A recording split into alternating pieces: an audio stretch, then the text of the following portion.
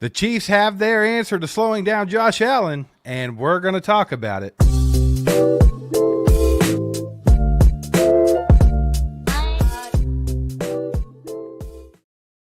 Good morning, Chiefs Kingdom.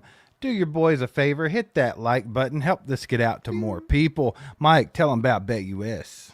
We're sponsored and powered by BetUS today. Check out betus.com right now. If you use the code YouTube150, you're going to get 150% deposit match bonus on your first deposit. On your next two, you're going to get 125% deposit match bonuses. Those are up to $2,000, so take advantage of all those free plays with those deposit matches. The site's easy to use. There's plenty of props. Go to betus.com. Use the promo code YouTube150. Let them know All Chiefed Up sent you their way. Steve, we've been talking about this matchup. It feels like for a long time, but it's only Wednesday. Okay, this game cannot get here soon enough. I'm tired of the smack talk. I'm tired of everybody crying about referees and this and that and all the narratives the media is coming up with. I'm tired of it. I just want to go out on the field. I want to beat Buffalo's ass, and I want to put an end to it. And how are we going to do that? I think, number one, you got to stop Josh Allen. And Josh Allen's probably going to be the MVP this year. I really do believe they're going to probably do it.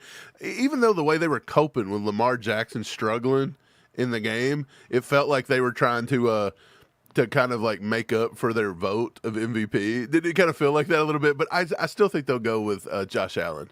But we're talking about how to stop him. And a lot of people said in the first matchup, we didn't spy Josh Allen enough. We got to spy Josh Allen. We got to do this. We got to do that. Steve, we think the key to slowing down Josh Allen, surprise, surprise, is you're going to have to spy him. But who's going to do it? You asked a nice question here in the poll in the chat. You said who's gonna spy Josh Allen? Is it Leo Chanel? Is it Drew Tranquill? Who is it? Nick Bolton? I think Brian Parrott said Shamari Connor. I like that idea a little bit. Shamari Connor, except for Shamari Connor may lead the team in missed tackles. I don't know if you want the guy leading the team in missed tackles tackling Josh Allen, but we'll see. Steve, what do you think about it? I think Leo's your man, right? Like, I think Leo did a really good job of that previously in matchups against Josh Allen. Also, as we mentioned yesterday, Josh Allen's a big boy. So when he gets to moving, he's not the easiest to take down, and that's no problem for Leo. Leo's John Cena. Leo's the strongest man on the team. He'll take care of Josh Allen. I think that's the way you roll with it. And the thing about it is you can't just stop spying Josh Allen. You can't just decide you're not going to do it, especially in critical parts of the game. I don't know where the miscommunication was at in the regular season matchup, but on that fourth down, it is absurd that no one was spying Josh Allen. Like, that could have been a whole different ball game. They could have maybe stopped that fourth down, and then if that would have happened, they could have went down, kicked a field goal, and won. So, I mean, I don't know. I just think this is a better Chiefs team. We got a lot of pieces back since then, especially on the defensive side of the ball. Talking Charles Omenihu, Jalen Watson. It could be a different look, and I think this is going to be a better defense going into this game against Buffalo. Yeah, like the thing that stood out to me big time going back and watching the Buffalo Chiefs matchup all the way back in the middle of the season, the defense at times just didn't look as dominant as they usually do. And the big one was the amount of missed tackles that I watched in that game. I want to say I seen 12, 13, 14, 15, somewhere in that area. In that ballpark, there were a lot of missed tackles. It was just across the board, everyone tackled. They just tackled horrible. They were flying in. They wasn't looking at what they were tackling. They were not wrapping up. It just did not look like the usual Chiefs defense. And that's why I say when we spy Josh Allen, it's not enough to just spy Josh Allen. You actually have to be a dominant tackler. You need to be not only a good tackler, you need to be a great tackler to take down Josh Allen. The dude's 5,000 pounds, and when he gets a full head of steam, it's like hitting a Mack truck. So you have to ask yourself, who's the best tackler on the team? Well, if you look, Jaden Hicks only has one missed tackle on the season. Now, that's a little deceiving because Jaden Hicks hasn't ran a lot of, defensive snaps. Drew Tranquill, that's another option we have. His PFF tackling grade is only a 53.6.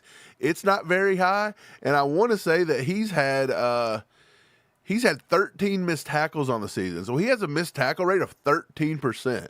So about 1 out of every 10 tackles Drew Tranquill will miss. Leo is your best bet right there. Leo has an 80.3 grade by PFF. He has, out of every game this season, he only has 3 games, 3, against Houston week 16, against San Francisco week 7, and week number 1 against Baltimore. He only has 3 games where he finished below a 70 grade in tackling.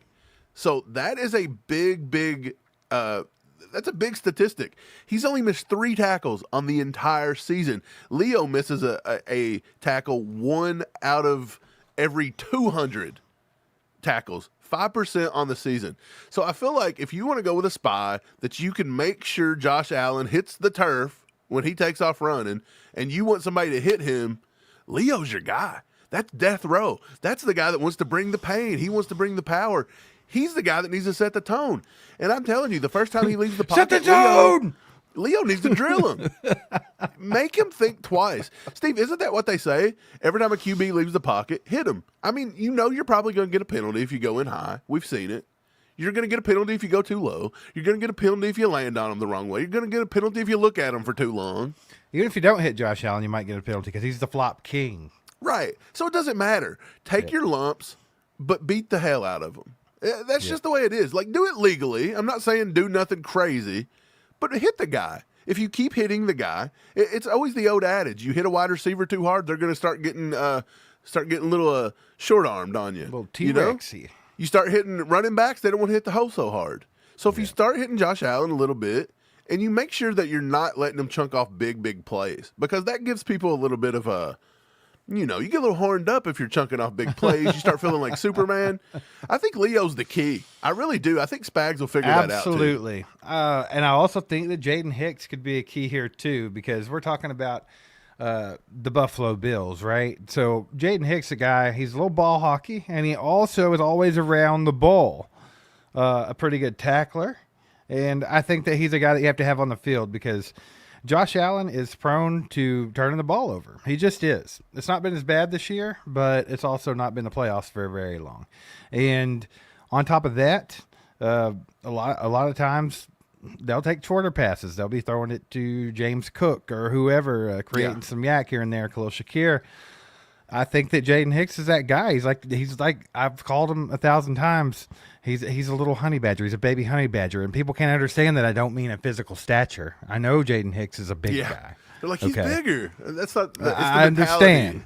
He's the baby honey badger, so deal with it. He's a little honey badger, and he's just all around the ball at all times making plays. I think that's somebody you want on the field against this team. If you got Leo Chanel taking care of Josh Allen or keeping his eye on Josh Allen and containing him as much as humanly possible, and then you got Jaden Hicks out there too, who's stifling big chunk plays. I think that's a winning formula. Steve, Jaden Hicks could be the second guy in line that I would choose. We just talked about Leo. Leo looks good, right? He had an 80.3 tackling grade. He only missed 3 tackles on the season. He did that in 445 total snaps. Jaden Hicks, toward the end of the season, started getting a lot of playing time. He ended up with 380 total snaps. Is it hard to believe that Chiefs Kingdom, at the end of the season, at the end of the regular season, Jaden Hicks only had 65 less snaps than Leo Chanel?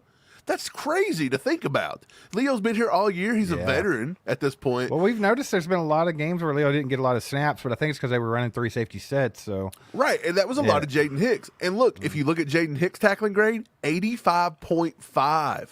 So this is only on 60 snaps less. So you can't say, well, he's played a lot of less football.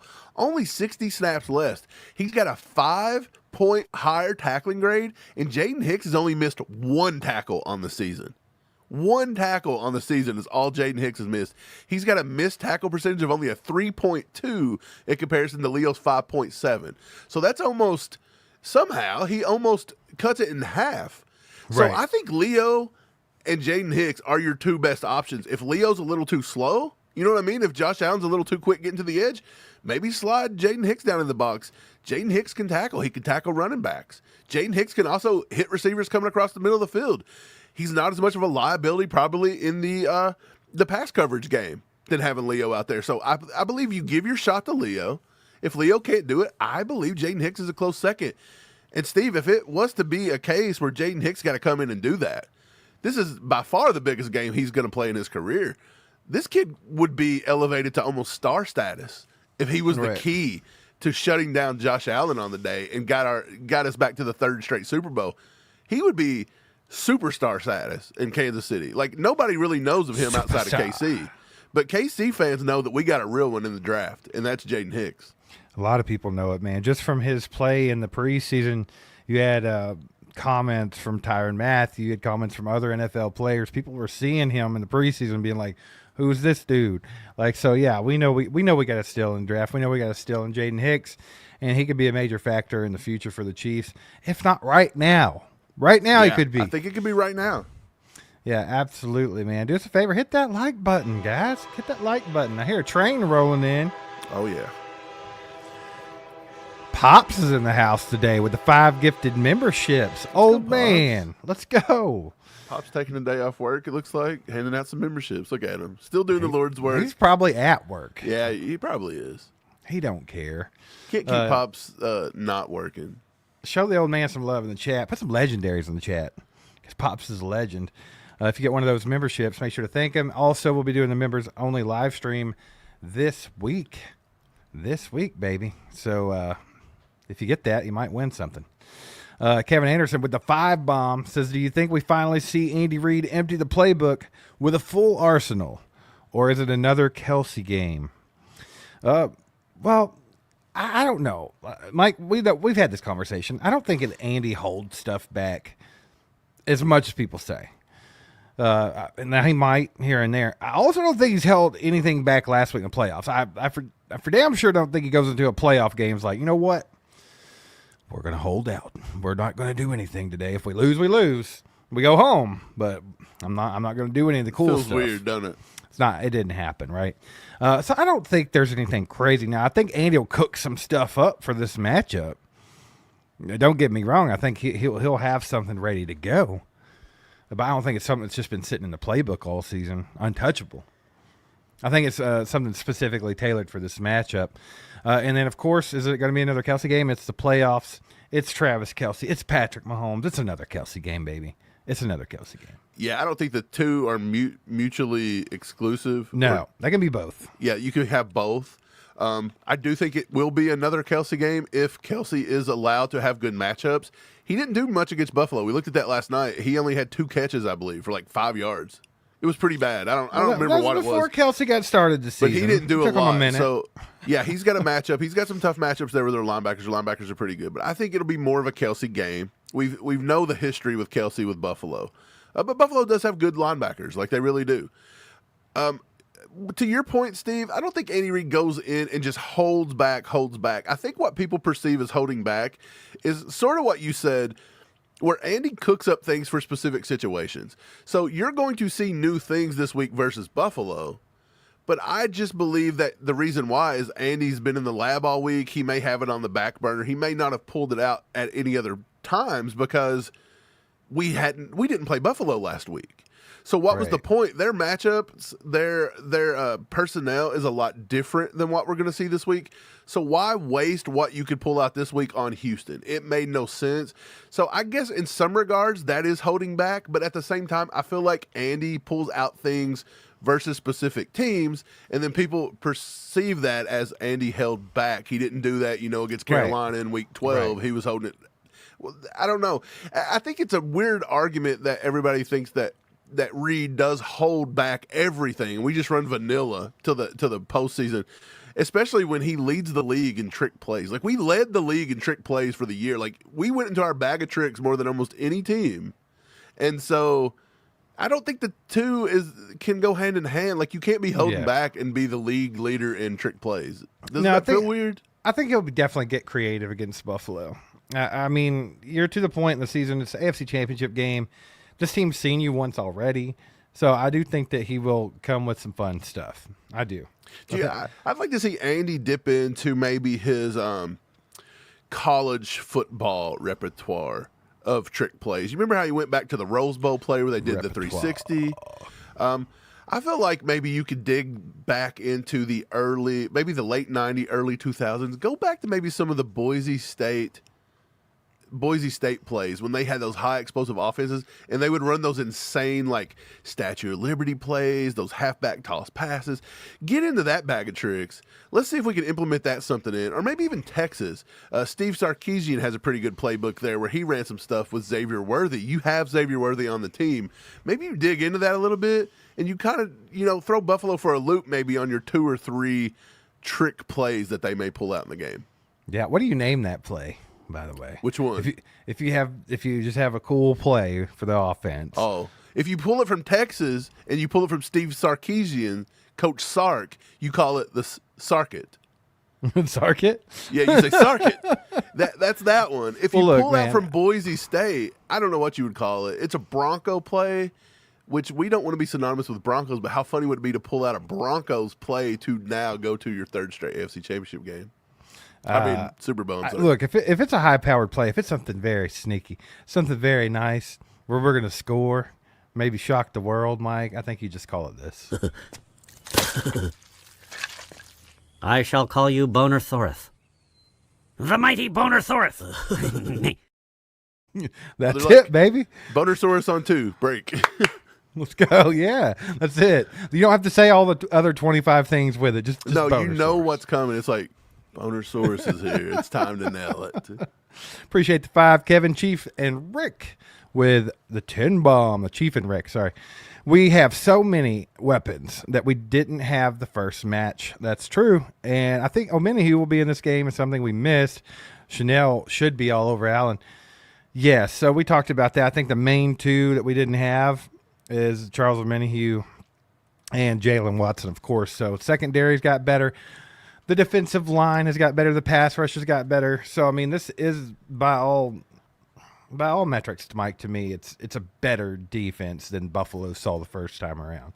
The first game, Buffalo was able to put 30 points on the board. I do not see that happening this game. I don't. I think we'll see a much different outcome as far as that goes. What do you think, Mike? Yeah, it'll probably be a tighter game, except for the part of me in my heart of hearts that just wants to blow them out. Man, please. That's what I want so bad. But I do feel like at the end of the day, it's going to be a tight game. Steve, we've talked about this over and over. Like, we are who we are. We're going to play tight games. We're going to squeak out victories. We're going to find weird ways to win. Well, we've talked about it. Like, I don't think there's just some magical switch to flip that we just turn into, the highest scoring offense ever, and we're just pounding teams. Like, I don't think it's there. I would love to see it, but yes, I agree here with what he says, in the super chat, because Charles Omenihu is a big piece. I think because of Charles Omenihu coming back, his pass rush win rate right now is decently high. He's come in. He's only had 12 total pressures, only through the 6 regular season games he was able to get in. But I think he's finding his footing a little bit. Last week in the postseason, he was able to put up his best numbers and grades defensively, run defensive, tackling wise. He only had 1 pressure, but he turned it into a sack last week. He only actually got after the quarterback on 22 snaps. So I thought that wasn't even they still haven't really unleashed Charles Omenihu just yet. I feel like 22 pass rushes is not that, when CJ Stroud's going back the past 40 times and Omenihu should be a starter coming off the edge. It should be Omenihu and Karlaftis. That should be your 2 starters. Absolutely. So it's obvious he's still splitting snaps with Mike Dana a lot, which you're going to get that. Mike Dana is a veteran that Brett Veach paid to have here for a little bit. He's been proven. But Mike Dana is not he's not a defensive end 1, and he's a very serviceable to defensive end 2, but more than likely just a rotational kind of guy. But I feel like Charles Omenihu could be I felt like Omenihu, if he could be healthy, he could have been like a star at that. Like, he's got all the burst and all the intangibles to be like a star defensive end. Like, he really does. He can wreck a game. But yeah, I feel like you're going to see more Omenihu. You're going to see more just rushing 4. There were times against Buffalo last time, Spags was only rushing 4, maybe 5. He would send 1 guy. I just didn't feel like Spags and the Chiefs actually did anything weird versus Buffalo the first time. They kind of just let Buffalo do what they want. They left the middle of the field wide open, which, I mean, what else is new? The Chiefs defense does not cover the middle of the field for some reason. I don't know what that is. There's like a invisible barrier in the middle of the field where if the It's Chiefs player very goes weird. into it, they instantly vanish into thin air, apparently. Right. So I don't know, but I feel like I feel like everybody's wanting Andy Reid to pull out some crazy stuff but I feel like you might see it from Spags more than anybody. I feel like the defense could start getting into some weird blitz packages, some weird coverage packages. I think you might see more craziness from the defense than you'll actually see from the offense. Absolutely, and it's needed. It's needed. You got to keep Buffalo on their toes, right? You can't let them get comfortable. I think that comes with different pass rush packages, different blitz packages. Also, like you said, they've struggled with the middle of the field like crazy. And when do they struggle with the middle of the field, Mike? Third down. The third down defense has been atrocious. It's just not good. We allow people to convert on third down far too often. And that's not something that you can do with this Buffalo team. You can't let them extend drives. If you can get them off the field, get them off the field. So when you have the opportunity on third down, that's when this team's really got to lock in. They got to lock in. They got to shut them down, get them off the field. Quit letting them extend drives. We want Patty on the field as much as possible this week. And I think that's what they have to focus on. Now, just completely shutting down somebody on third down, that's easier said than done, right? But I do think there are ways that they can improve that or focus on that, and I think that would play a huge part in stopping this Buffalo team in the AFC Championship game. Mike, a couple things I want to talk about real quick. A couple things here. Mr. Andy Reid, the 101 Awards, AFC Coach of the Year, ladies and gentlemen.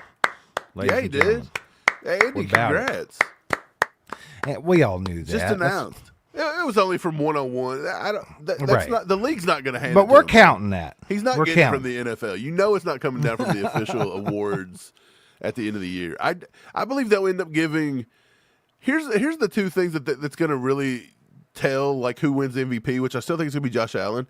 But what they're going to do is they're going to give the Offensive Player of the Year. Are they going to give that to Lamar Jackson because they couldn't give him MVP? And then are they going to screw Saquon Barkley? Yeah, I think so. Because one of those two are might gonna double get it up. screwed. They Yeah, might double it up with quarterbacks. If you give Josh Allen MVP, then one of those two guys are getting left off, which is wild. And something tells me they're not going to leave off Lamar Jackson. I think it'd be funny if they gave the MVP to Lamar Jackson again, and then But then who do you get gave the Offensive Offensive Player of the Year to Saquon Barkley? And then That'd be Josh Allen hilarious. doesn't get anything? Yeah. See, I don't know. It's a wild season. I think, yeah, it's weird. Somebody asked in the chat, is Kansas City's pass rush better than Denver's pass rush? Denver's pass rush on the season scored a 76. Kansas City's pass rush on the season scored a 75.7. So they are this close. Denver does not have. And that, by the way, all season long, we didn't have Charles Omenihu all season long. We did not have Charles Omenihu all season long. So I believe if Charles Omenihu would have played a full healthy season, we would have scored better than Denver's pass rush. And Denver does not have anybody as intimidating and as crazy as you got to stop with Chris Jones. So I think at the end of the day, we're just as good or better than Denver with pass rush from our front four. We don't have the elite edge bender like Nick Bonito. Which, Steve, Right. Who could have ever seen that coming? Only me and you who called out Nick Bonito and said that dude bends Draft him. reminiscent of almost a Derek Thomas, the way he could bend around Right. the edge. A little Derek Thomas, little and Von Spags Miller. is like, Yeah. Spags is like, can he turn around in a 15-acre field? No, I don't want him. I want a guy who can't, I want a big old a Cadillac Escalade. Is there out anyone here. out here that reminds me of Joshua Kane, though? Yeah. So the Chiefs have tried to get that pass rusher. It just don't work. Look, they went and picked up Joshua Uche. They don't even play him. They drafted B.J. Thompson. He really wasn't getting any looks. We've had to do with him. It's wild that we've not had B.J. Thompson all year either. Now he's lost his whole season to that medical incident, which people don't even think about that anymore. It feels like so long ago, but it's wild, dude. But we've tried that type of edge rusher, and it just doesn't work with Spags. He wants like the Omenihu types, like the guys big enough to set the edge, stop the run, and when they get to the quarterback, they get there, but they're always going to be just a tad bit not as bendy and not as fast, Right. But yeah, this pass rush has definitely improved just by getting Charles Omenihu back. Of course, we have Chris Jones, the game wrecker Chris Jones. So I think we're going to have to see big days from these guys. George Karlaftis needs to stay hot. He's so hot right now, as Hansel would say. So hot right now. So, yeah, Karlaftis needs to stay hot. I think Chris Jones needs to do what Chris Jones does, and he needs to show up in a big way. Because Chris Jones, that's his MO, right?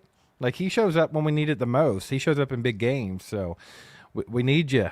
We need you, big dong, Chris Jones. We gotta have you out there. So, and then Charles Omenihu, of course, I would love to see him do his really slow celebration at least 3 times this week. That would be fantastic. Absolutely. And then, of course, we have some other guys that don't get enough love on the inside there. We got Turk Wharton, who's silently having a pretty damn good year. Let's be honest here. So I think he could make some things happen. And then, of course, we got Big Mike Pinnell, who can help out with the run game. Yeah. Young Craze asked a question that a lot of people want to know. What was the point of the Uche trade? Steve, when it's all said and done, what do you feel like the Uche trade was? And what do you feel like the problem was with it? I think that it was like a chance, a experiment of sorts. I'm not for sure. I couldn't really tell you. I also think that it could be something along the lines of, and I highly doubt this. I highly doubt this one, by the way. But it could also be something along the lines of not enough communication between Brett Veach and Steve Spagnuolo. Like, oh, I got this guy. He's pretty good, and I can get him for next to nothing. He's available. Here's you a piece, and then it's not really something that Spags likes, you know what I'm saying, or wants to use, which I don't think it was. I'm sure they talked about it previously before that happened, so I don't really know, to be honest. Maybe sometimes things just don't work the way you think they're going to. Right. I think you're onto something. I think it was just a shot to get some more pass rushers in here. It was for a cheap price. You really didn't give up a lot. But from kind of the Spags interview that I watched talking about it, he didn't feel like he was overly pumped about Joshua Uche in like any form. And like I said, I feel like Joshua Uche just does not fit what Spags wants to do on defense. So I feel like there was a little miscommunication. Maybe Brett Veach was trying to push him into doing something a little different, and they had a little. I don't want to say there was a battle going on, but they kind of had a little battle of the way forward, the path forward. It's almost like they came to a fork in the road, and they didn't go in completely opposite directions, but they didn't travel hand in hand either. And so I just believe at the end of the day, Uche just didn't have what Spags wants at times, because even when he played, he wasn't really Thomas rushing situation, the passer. right? I mean, it wasn't the only one that happened. Right. Like they were putting Joshua Uche in coverage a lot more than they were using him to rush the passer. So it was a very odd deal with that one. Steve, I know you're going to get to the chat in just a second, but I just want to shout out Austin Cole. He says y'all's merch is fire. I don't know if I should get a hoodie or a shirt. Austin, get whatever your heart desires. Our merch is fire. And here in just a few weeks, we're probably going to revamp it up at the end of the season. Steve's wearing the You're Not Worthy shirt, which is just flat out awesome. I think Worthy could be a nice little piece this week. Absolutely. On offense. I mean, he was the first time. Yeah. But if I had to suggest something to you, Austin, I would go with the graffiti hoodie. I would go with that one. Everyone that's got that graffiti hoodie, like it may not come off a way of, it almost comes off weird on screen unless that's your style. But everybody that's got it, who's got it? I think Cobra Kai got it. He loves it. Mm-hmm. He said it was awesome. Nice. It's nice. But yeah, they love it. And somebody told us the other day, they were like, y'all need to promote that graffiti hoodie a lot more. And I was like, well, I mean, it's on there. But yeah, merch.allchiefedup.com. Check it out, man. Go do it. Our boy Sam Lockton with the 5 bomb says Spags cares more about lane integrity than getting sacks. And that is something. Yeah, he wants to hold his players accountable. Like, look, you're going to get beat with Josh Allen a lot if you do not have lane assignment discipline. Right. If you are an edge and you rush the passer and you get a little too horned up and you get out of your lane, even if you got a shot at Josh Allen, what's he going to do? He's probably going to sidestep you, and he's going to run to your side, and he's going to chunk off 20 yards. Yeah. So it's going to make your life a lot harder. The best thing to do is to keep Josh Allen in the pocket. Do not let him get up the field. That's the best way to beat Josh Allen. It is, man. You can't let him get away from you. That's all. It's all about containing him, not letting him beat you with his legs. Make him throw the ball. Make him be perfect. Make him not make mistakes. Yeah, make him fit in tight spaces with Khalil Shakur against Trent McDuffie. Right. I'm sorry. Josh Allen's a good quarterback, but I think he's very prone to turning the ball Make him take those low those low percentage moonshots down the field versus this time Jalen Watson. You're not going against Najee. You can't pick on Najee Johnson all day. Right. You're gonna get Jalen Watson. You're gonna get a man. You're gonna get Jalen Watson. Jalen Watson. But if you don't give Josh Allen the option of just running all over you, if you take that away from him, and you're also playing tight on these corners, he's not the greatest at just being very conservative. Eventually, he's going to snap, and he's going to start pressing and throwing the ball into double coverage, making bad throws. He's got a lot of that gunslinger mentality, and if you just make him dunk all day long, it will get to him, and he will make mistakes. He'll start making bad throws. He'll do I was very surprised that last week he was contained to 127 passing yards, and he wasn't out there trying to just fire it all over the yard. Yeah, but in a game like this where he thinks – you have to think, man, Josh Allen, he's tired of this narrative that he can't beat Patrick Mahomes in the playoffs. It's going to be on him. Like, he's going to try to be Superman. So if you could contain this team and you could make it slow grind for them, he'll make mistakes. I think he will. I truly believe that. Appreciate you guys being here this morning. Welcome in. If you're just coming in, we talked a little bit about how the Chiefs are going to answer Josh Allen and using his legs, how we're going to spy him. A little bit of Leo action, I think, is on the menu, is what I think. But we appreciate you being here. Do us a favor, hit the like button for us. If you're watching on X, be sure to repost that out to your followers. If you're on Facebook, like it, share it with your friends and family. We're going to take a quick break here. Stick around because we're going to talk about everybody's favorite topic of the week, especially some guy named Glenn in the comments. We're going to talk about this referee situation. You can't get enough of it.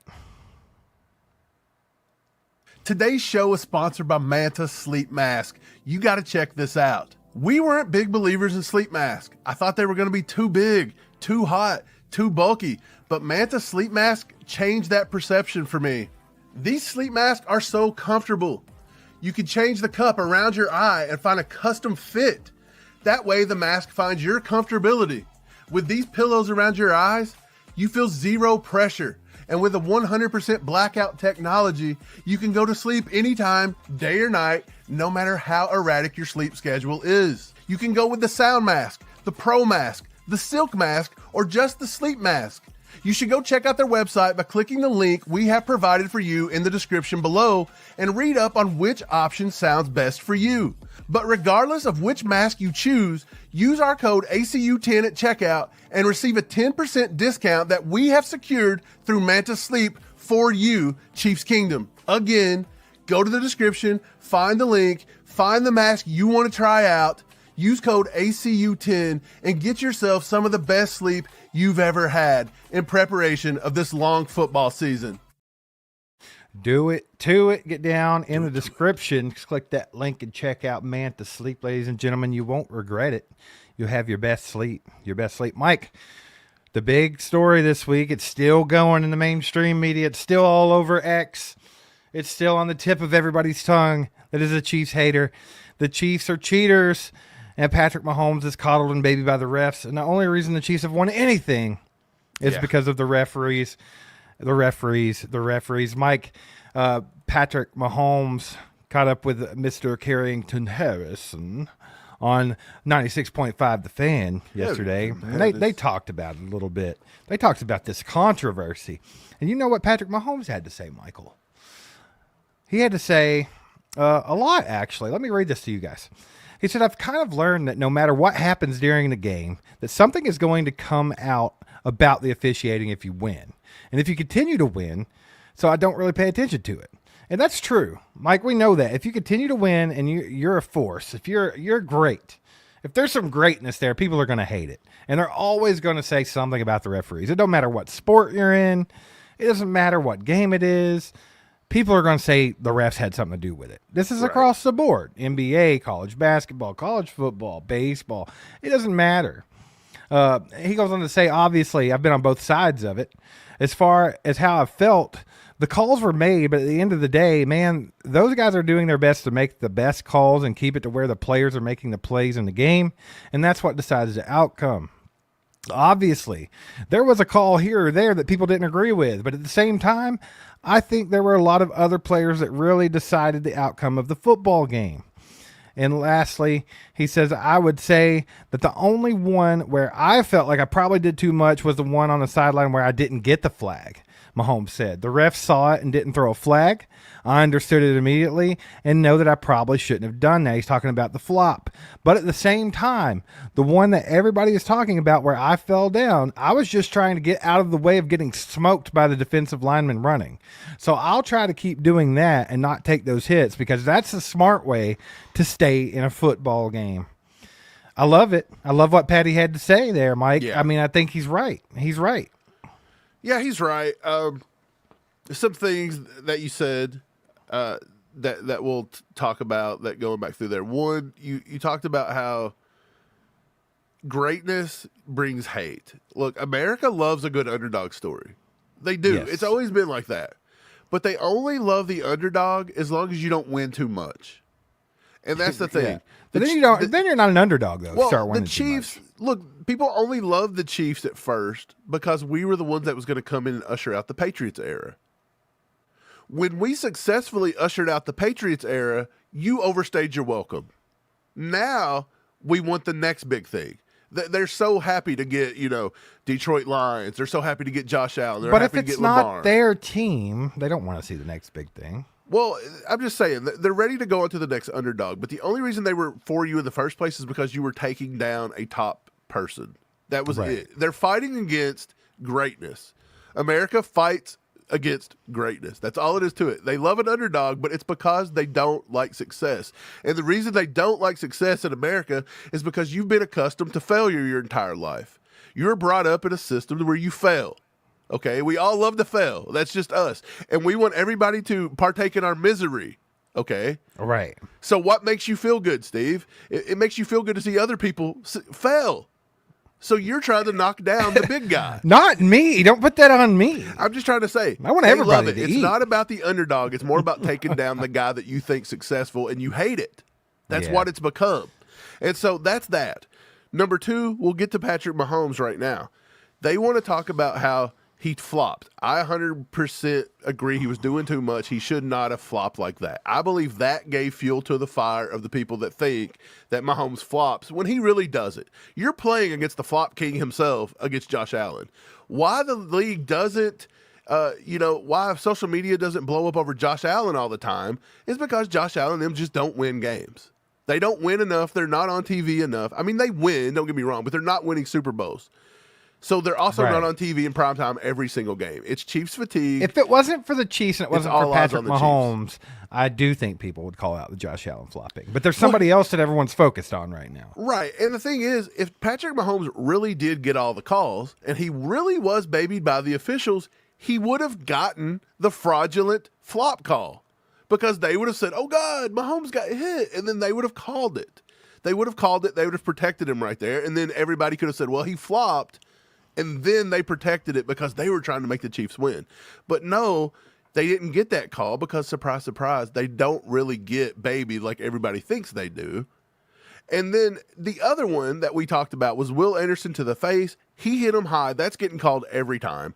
And then the other one that they want to cry about is, well, Mahomes is trying to avoid this and he won't go down and this and that. How are you supposed to tackle him? Even Richard Sherman got in on that one. Oh, the defender. If a guy's sliding and you're trying to tackle, okay, if a guy Why are is you trying to tackle sliding, him? you don't need to try to tackle him. If Mahomes is going down, he's giving himself up. He can't fall down and then if you don't touch him, get up and run. That's called giving yourself up. You don't even have to make contact. But number two, both guys were leading with their heads down. They both had their forearms up. They both made contact with his helmet. So whether he goes down late or not, you still cannot hit him in the head. Lamar Jackson versus Buffalo runs. He dives head first, puts his shoulder down, gets hit by four guys, don't get a call. But you want to know why? Because he didn't get hit in the head. Not a single Bills player hit him in the helmet. So there's your two differences. I'm sorry people can't figure that out. There's no rule that says that you have to go down if you're a quarterback. You're allowed. He's a runner at that point. I get it. They want to protect the quarterbacks, but he is a runner at that point. He's allowed to do what he wants to do. So when he goes down, if it's a running back and you elbow a running back in the head, you're going to get an unnecessary roughness penalty. You're not allowed to take headshots in this league. Absolutely. So it's only because it's Patrick Mahomes and the Chiefs that people have a problem with it. If this was the other way around and this was C.J. Stroud that got that call, and No one Chris would've Jones said would have had anything. it, nobody would have said a word about it. Nobody would have said a word. If you would have got Chris Jones hitting the face mask very minimal, tackling high, or maybe George Karlaftis. Look, we had 8 sacks on the day. 8 times did we hit C.J. Stroud, and we hit him probably Not one 6 or time 7. did we do that dumb stuff. Not one time did we go high. Did we go too low? We hit him right where he was supposed to. We did everything by Right. the book. The Texans could do the same thing, and Will Anderson had ample time to hit him lower than he did. Right. 2 points, man. And you kind of just made the first one. But the Chiefs don't make those silly mistakes. Like 8 Often. sacks. We don't make them often. Right, but 8 sacks, and not one time did they hit Stroud high or too low or anything that's considered a penalty. They didn't do it. And they were all over him the entire game. You didn't give the official an excuse to want to be the center of attention and throw the flag, because we know that's Right. going to happen. They love the attention. My second point is that the Texans, they're so quick to get out there and cry about and say, we knew we were playing the refs, this and that. Well, here's the problem. You already put a kind of a target on yourselves by being headhunters. I'm sorry, but you're a dirty-ass team, and people know it. They saw Al-Shire, or whatever his name is, try to kill Trevor Lawrence just weeks ago. Absolutely no reason to take a headshot on him while he Same was sliding thing. and giving himself He was up. sliding, giving himself up, and he come in with a forearm to the helmet. Dude, it was nasty. It was a nasty hit, and it was completely preventable. And what do you think the referees are looking at with the Texans? They're going to have a little bit of special sauce on that one, right? They're like, if they see the Texans going after a guy that's sliding, they're not going to take it lightly when they have made themselves known to be dirty. Just look at that big guy coming in on the left. His head, the crown of his helmet is completely facing the sideline, which means he is completely down. With his forearm here's what I by want to his know. head. Who tackles like that? That's not how you tackle. You wrap up tackle. You don't hit like that. If Like, this what's he trying to do? If this only happened because Patrick Mahomes slid late, right? Then what were they trying to do? Tackle him at the kneecaps? Like, I'm confused. Like, they're Well, way yeah, lower than you would be was- on a typical That was tackle. Richard Sherman's big thing. Well, people don't play in football. They don't understand. I want you to go, and I want you to go in your room and put something down that close to the ground, and you explain to me how you're supposed to tackle them on the ground with your head up. Here's the don't thing, have Richard Sherman. to. If he's on the ground, you have to tap him. You could have ran Just by him and touch him. tapped him. You could have duck goosed him, okay? That's all it was. They were trying to hit Mahomes to send a message. They were trying to hurt him. Yeah. And guess what? If that forearm would have connected any harder than it did, it was right to the helmet, and Mahomes would have been a concussion protocol. And that's Yeah. exactly what all you people have to are do wanting. is hit enough force to snap his head back to the Because ground. that's the it. only thing people want. They want to see Mahomes hurt. They want to see the Chiefs get beat. Yeah. That's what people, in so many words, America is calling for blood versus Patrick Mahomes. I've seen it all week long on social media. Well, next time, you know you're getting the penalty. Next time, just hit them hard, take them out. Yeah. They are calling for blood. Like, they are wanting the Saints, the targets. This is what they're actively calling for. Bounty Gate. And Steve, the media is falling in on it. Like Nick Wright's doing the Lord's work right now, trying to expose these frauds for what they are. The media is in on it. We talked about this before we went live. Average people every day that don't know, never played the game, maybe they did, Yeah. they're out of it, The this and that, everything casuals. else. If they lose, it's never because your team got beat because they weren't as good. It's always an excuse. And what do? From the time you're 2 years old when you get beat, oh, you cheated. You cheated. You cheated. So that's what they do. So you've got a whole 90% of the world butthurt, and everybody cheats. If you can't beat them, they cheated. You paid them. That's the And stupidest comment I've they're ever already heard. starting from the standpoint of every time they're watching a Chiefs game, they don't like the Chiefs, so they want the Chiefs to lose. So they want the Chiefs to lose. They can't beat them. They cheated. We know that's how it goes. But what's made it worse is that now you've got people like Troy Aikman and the media coming out and adding fuel to the BS fire. And that's given the 99% of idiots that say cheating all the time, that's given them a lot of boost Validation. and validation to They their think they're ignorant, right now. Well, Troy Aikman said it too. bullshit comments. Yes. Yeah. So, well, if they said it, it's true. The only people that don't see it's Chiefs fans. It's ignorant. The media is playing a dangerous game. Troy Aikman and all these announcers are playing a dangerous game here. You're about to turn the NFL into something that it's really not.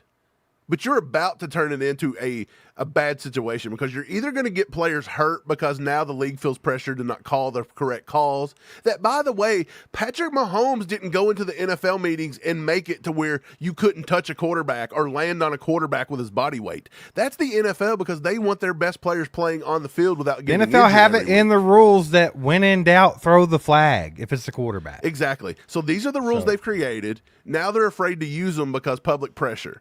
So you're coming into dangerous territory because I'm telling you, the league and the world is now calling for basically like bounties and blood versus Mahomes because they're just tired of seeing the Chiefs. Well, the funny part is the players that are doing this, the players that are in on it, because there's the a lot of players NFL know players. It's BS. The players well, are they're the making same ones that are excuses. crying in the off season when there are stupid rules. They're like, well, it's player safety. They got to protect us. It's like, okay, then don't cry about it. Which one do you want? Which one do you want? Do you want to be protected or do you want to hurt somebody because you can't beat them? Mike, shout out to Stoke Drill Sergeant. He became a member. Let's go, baby. Welcome to ACU crew. Brandon Shannon with the 2 bombs says, what y'all think of Lil Wayne's diss on the Chiefs, Mike? Same thing. Hey, what do you think that sounded like? Yeah, did he rap the diss? He may have rapped it, Steve. Oh my God, quit. That's how he talks, and Dude, I can't handle it. Okay, I get it. Well, he probably, like, who knows? He's parroting the same crap. It's like the Texans all had a meeting that week, and they were like, if we get beat, we're going to come in here and say the same thing. Like, it is what it is. Lil Wayne is just a microcosm of everything else. You think Lil Wayne played football in his life? I bet he's never stepped on a football field. If he did, he may have been like 7 or 8 at the time. Okay, but otherwise, he's never played the game. He don't really understand the intricacies of it. A lot of us don't. I never played in the NFL either, but I'm also not a slap nut to think that everything is completely rigged against me if I lose. Like, come on. Like, can officials miss calls? Absolutely. They're not robots, and you don't want that kind of game officiated, believe me. He's also like a Green Bay Packers fan or something. Steve, would it be funny? Here's what I think they should do. They should let 2 teams play in an exhibition game, maybe in the preseason next year. They should throw a penalty every single play for something. You could call holding on every play. You can probably call pass interference, or the way the rules are written, you could probably call defensive holding on a defensive back every play. You could probably call something every play. They should have a game. They should do it exactly like that to give the audience what they want. And then when you've got a 17-hour game that finishes 3-0, we're going to look and we're going to be like, that's what you all wanted. Now, do you want the guys to be able to play a little bit on the field and us call the egregious stuff? That's the thing. And we all know the outcome of that, Mike. And the thing about it is it's just the call didn't go the way they wanted it to. Because let me tell you this. If this was reversed and these exact plays happened against C.J. Stroud in that game, media silence, critics. And the referees didn't call it, these same people would be going crazy on social media saying they didn't call it because they're trying to help the Chiefs. That was a total pass, roughing the passer, or that was an unnecessary reference, and they're letting them get away with it because of the Chiefs. If it was the exact same plays reversed, they would be on the opposite side of the fence throwing a crybaby fit. Because it's not about the play, it's not about how it went, it's not about the call. It's about the Chiefs. That's all it is. At the end of the day, if the Texans would have just won the game, you wouldn't have heard nothing about this. They're only complaining because the Chiefs ultimately won the game. Exactly. That's it. If the Texans win. Steve, I've got a little clip here. Can we show this clip after this? Chief DeLorean with the 2 bombs says, I feel like the Texans were trying to hurt Mahomes. They absolutely were. They were. They're not going to say that, but I mean, that's what they were doing. He came in high when he didn't have to. He wanted to intimidate Mahomes, and he wanted to hit Mahomes, and he was going to take the penalty no matter what. He wasn't surprised when that penalty came out. That was the fakest surprise I've ever seen in my life. Right. You can't go at a guy's head, especially a quarterback. Steve, they'll baby every quarterback. They're like, oh, they only baby Patrick Mahomes. Whatever. How many? Chris Jones lands on Derek Carr too hard, and you get the entire stadium about to implode. Derek Carr didn't even have a possession of the ball at that point. Chris Jones did. Let's talk about that. So how egregious was that call? But you never seen that. You never said we need to switch the rules over that. So I appreciate the 2 bomb. Steve, I think Chris Long said it perfectly. He was on the Greenlight podcast. I've got about a minute clip of him talking about this Chiefs delusion. And this is one of the best clips of this I've ever seen. So listen to what he had to say. And the numbers don't back up them getting all the. If you have an argument to make, please. If you have an argument to make other than listen to these guys glazing the Chiefs, stop dick riding. Preach. That just tells me that's red flag. Guy doesn't have any brain cells, or he's not an analytical thinker. Exactly. Give me an actual argument. Don't give me some, anecdotal bullshit like, well, the one time I saw this. That's not the way facts are worked out. Like, you have to, like, if you have a serious claim, like the Chiefs get a bunch of calls, yeah, the Chiefs get a bunch of calls. You know who else gets a bunch of calls? Every other fucking team in the league. And just because you saw their game in primetime and you really want them to lose, and this is where I'm different than you, because I'm not a fan anymore. I was a fan when I was a kid. I played professional football for 11 years. Now I analyze it for a living. I'm not saying I'm better than you for that. I wish I could be a fan. But you operate with a certain amount of emotion that I don't have to. And so, like, the Chiefs don't hurt my feelings. I like greatness. They've been great. Steve, 100% right. Spot on. People hate greatness, and they're coming at it from a hate standpoint. It's Chiefs derangement. It's delusion. You can't tell these people anything. Like, you can honestly show them a fact that says Mahomes does not, in fact, get more roughing the passer penalties. Like, Josh Allen actually gets it by a large amount. And then they'll move the goalpost and say, yeah, but in final situations. Then I can show you a stat that says the Chiefs get outflagged more than their opponent in the final 2 minutes of the game. That's a crucial situation. Then they'll say, oh, that's not what I'm talking about. I mean in this. So they're always going to keep moving the goalpost to fit their BS narrative. You can't argue with these clowns.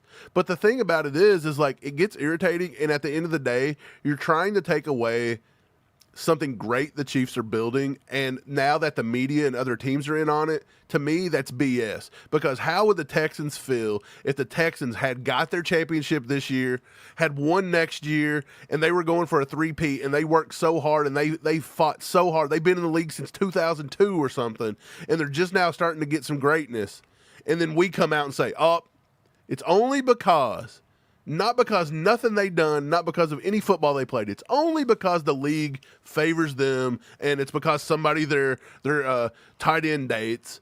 It's ridiculous. It's ridiculous that Mahomes and them are not getting the praise that they rightfully deserve because everybody just wants to cry. They just want to cry. Shout out Justin Flanders with a gifted membership. Appreciate you, Justin.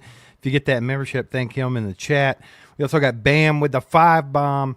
Says these are the same people that said a penalty is a penalty when KT had his toe over the line during the Chiefs versus Buffalo game.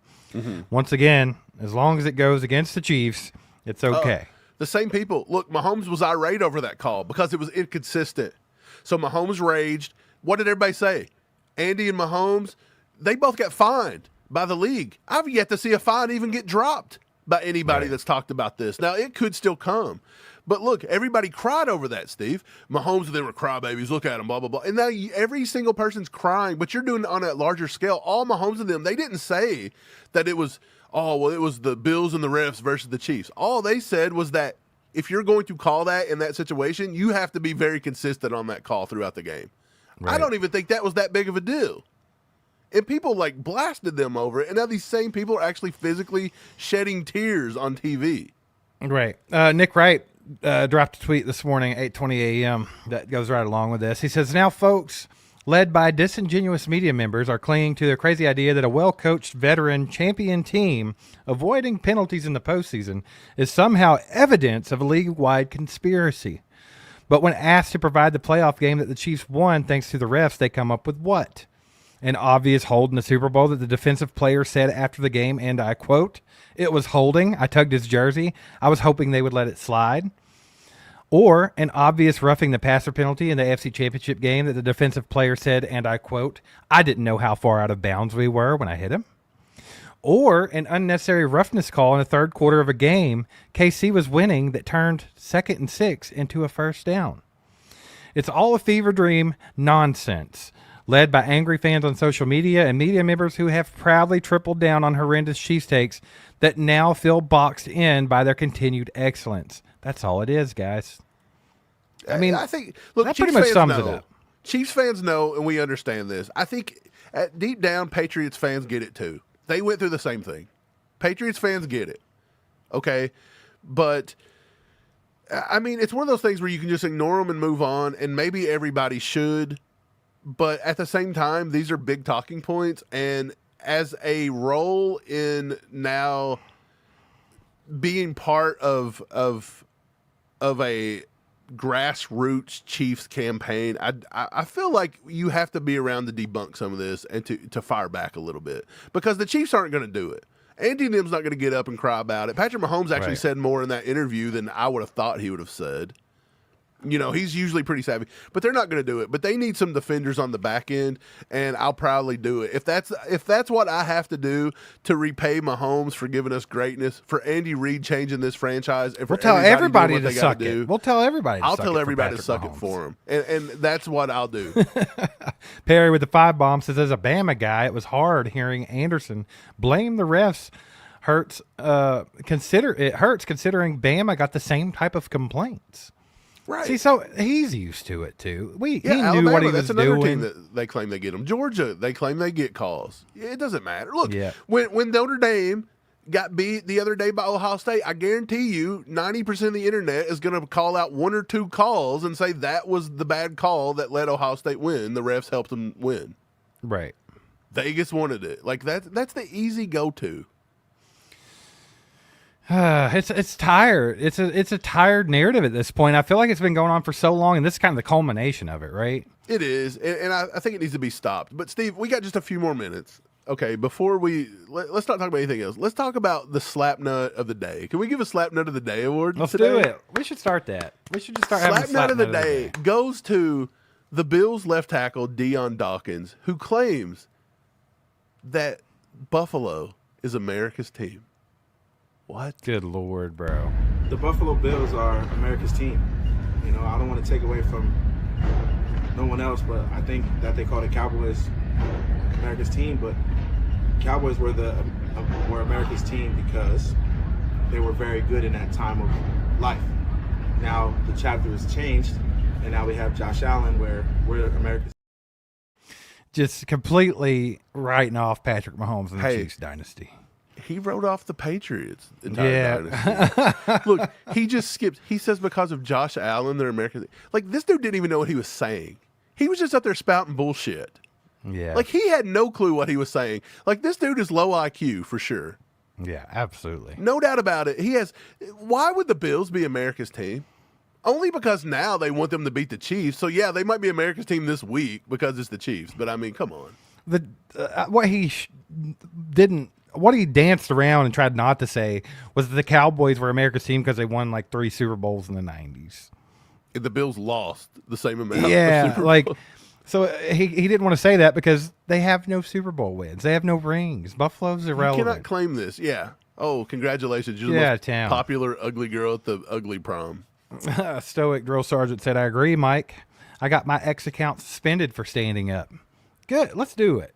If that's what it takes, then you go get your account suspended. I don't know why you got it suspended. I would say you were a little over the top, maybe a little something. But, sometimes, but at the things same call time, for that.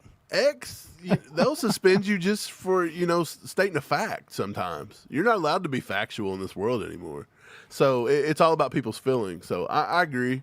Look, hey, Mike, did you? I know you just brought up that Dion Dawkins clip, but did you see actually where Chris Jones responded to that? I didn't. Do you have the clip? I do. It's right here. Suck it! Suck it! We got 2 words for you! Suck it! I mean, that was breaking news. Chris Jones. He was actually wearing, did you see the clip? Let me bring it back up, and I'm going to take it right back off, but I just want you to look at his shirt. The Buffalo Bills are America's team. Cold? What is that? Chris Jones is stone cold. What's snow cold? Like, should I look that up? Is that something to do with Buffalo? It was on his hat, too. Who knows? It sounds stupid to me.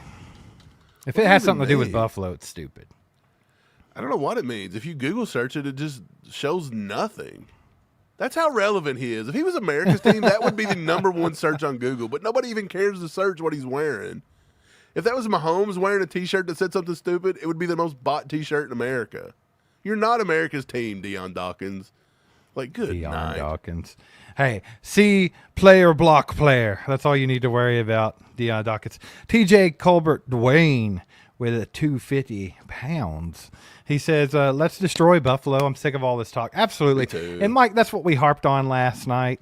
We had a night live stream last night, guys, for those of you that weren't there, and Mike let it rip. Mike was going – he didn't fart, but he was, like, just losing his mind. I would have farted if I could have. I mean, and here's the thing.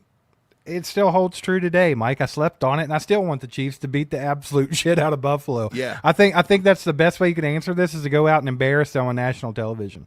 Yeah, it needs to be an embarrassment. I'm talking absolutely mop this team and then let people try to anybody blame a say- referee. Yeah, don't let anybody even get close to saying it's an officiating job. And my whole point and whole gist of that was Andy, Patrick, everybody on this team that's did blood, sweat, and tears since the time they started playing Pee Wee football that's got them to where they are. Because believe me, it's a 0.001% of a shot to get where you are right now, and probably more than that to be in the chance to win a three-peat. And you're getting this completely taken away, your legacy, everything you've worked for your entire life. You're getting it stripped by a false narrative that you're just getting here because the refs handhold you and that the league's fixed. I would take that personally to heart, and I would go out and I would crush Buffalo's souls. I would rip their soul out of their body. I would roll it up, and I'd smoke it, and I'd fart it out the next day. I don't know if that works that way, but I don't even care. I don't even know what I'm saying. I want to say other things that will definitely get us banned. So I'm trying to be, I'll just smoke their soul. How about that? All right, guys, we appreciate you being here. We got just a few more days before this matchup takes place. Probably be at least one more live stream. We'll jump into more of the football talk, Chiefs versus Bills. We'll take a closer look at the matchup, see what the key matchups are, all that fun stuff, have some game predictions, everything like that. So keep an eye out. We'll definitely be doing some more Chiefs and Bills talk before that game on Sunday. But appreciate you being here today. Do us a favor, hit that like button on the way out if you haven't. Shout out to BetUS for powering this live stream. Also shout out Man to Sleep. Get down in the description. Check those guys out as well. We appreciate y'all being here.